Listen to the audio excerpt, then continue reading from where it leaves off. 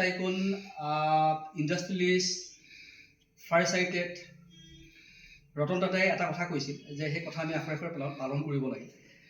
তেওঁ কৈছে যে পৃথিৱীত কোনো ডিচিশ্যন শুদ্ধ বা হেৰি নাথাকে, অশুদ্ধ নাথাকে, মানে ৰাইট বা ৰং নাথাকে। তেওঁ কৈছিলে যে আমি যেতিয়া এটা ডিচিশ্যন লৈ লওঁ সেই ডিচিশ্যনটো আমি ৰাইট কৰিবৰ কাৰণে উঠি পৰি লাগিব লাগে। जो डिसीजन हम ले लेते हैं ना कोशिश करना चाहिए ताकि वो राइट हो जाए। ठीक है, तो कोई भी डिसीजन पहले राइट या रॉन्ग हम पहले नहीं बोल सकते। तो अगर कोई भी डिसीजन आपने ले लिया, आजकल क्या होता है कि ज़्यादातर जो कैंडिडेट होता है या लड़का लड़की होता है, कोई भी डिसीजन मेकिंग स्किल एकदम ना के बराबर है। और ये होता है कि लेवल ऑफ कॉन्फिडेंस के कारण वो ऐसा हम लोग देखते हैं कि जितना भी कैंडिडेट आते हैं, एप्लीकेंट आते हैं, जॉब एक्सपीरियंस आते हैं, उन लोगों का जो माने कि है कॉन्फिडेंस लेवल तो एकदमें ना থাকে। तो कॉन्फिडेंस लेवल और शक्तिशाली हथियार है। अगर आपने उसको डेवलप कर लिया तो आप पूरी दुनिया बदल सकते हो। तो कॉन्फिडेंस হৈছে এনেকুৱা এটা বস্তু, আত্মবিশ্বাস এনেকুৱা এটা বস্তু হয় যিয়ে নেকি সকলো গুণৰ আধাৰভূমি হয়। তো এষাৰ কথা আছে হিন্দীত, अगर आपने फाउंडेशन मजबूत बना लिया तो बिल्डिंग अच्छी बनती है। तो সকলোবোৰ গুণৰ আধাৰভূমিটো হৈছে আমাৰ কনফিডেন্স লেভেলটো। হয়, আত্মবিশ্বাসটো আমাৰ নাথাকে বহু মানুহৰ, বহু ল'ৰা ছোৱালী। আমি চেষ্টা কৰিবলৈ আত্মবিশ্বাস। আৰু দুই হৈছে কি এটা অৰ্গেনাইজেশ্যনত যেতিয়া আমি কাম কৰোঁ দেখা যায় যে আমাৰ মাজত এটা খামখেয়ালি থাকে। খামখেয়ালিটো থাকিব নালাগে, আমাৰ মাজত এটা কি থাকে, কৰ্ডিনেশ্যন থাকিব লাগে, কোঅপাৰেশ্যন থাকিব লাগে। দুই হৈছে কি অৰ্গেনাইজেশ্যনত এজন সদায় মেণ্টৰ থাকে। যেতিয়া আপোনালোকৰ ইয়াত স্বয়ম ছাৰ আছে, বি এম ছাৰ কলকাতাৰ পৰা আজি 38 ইয়েৰ্ছৰ বয়সত তাৰ ন ডাউট এটা ভাল পজিশ্যনত আছে।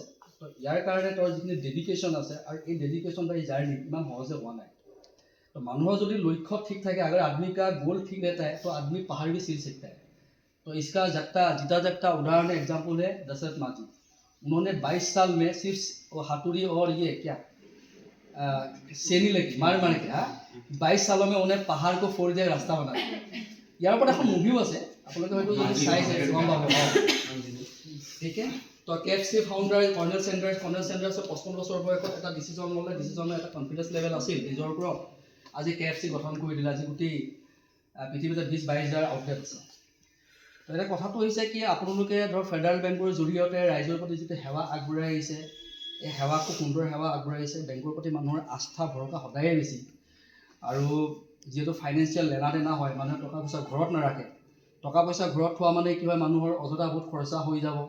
ঠিক আছে, হয়তো বহুত চুৰি হ'ব পাৰে। তো সেইকাৰণে মানুহে বেংকত ৰাখে। আৰু লগতে থাকিল চাকৰি বাকৰিৰ ক্ষেত্ৰত আজি আপোনালোকে ইয়াত জাৰ্ণি আৰম্ভ কৰিছে। তো আপোনালোকৰ যি বৰ্ণিল জয়যাত্ৰা শোভাযাত্ৰা, এই যাত্ৰা আপোনালোকৰ যাতে সাফল্যমণ্ডিত হওক আৰু প্ৰত্যেকেই যাতে একোটা ভাল পজিশ্যনত নিজকে এষ্টাব্লিছ কৰিবলৈ সক্ষম হওক। আজি স্বয়ম ছাৰ সদায় ইয়াত নাথাকিব। স্বয়ম ছাৰে আজি আপোনালোকৰ ভাল মেণ্টৰ হিচাপে, ভাল গুৰু হিচাপে হয়তো তেওঁৰ বাহিৰে অন্য কোনো নোলাব।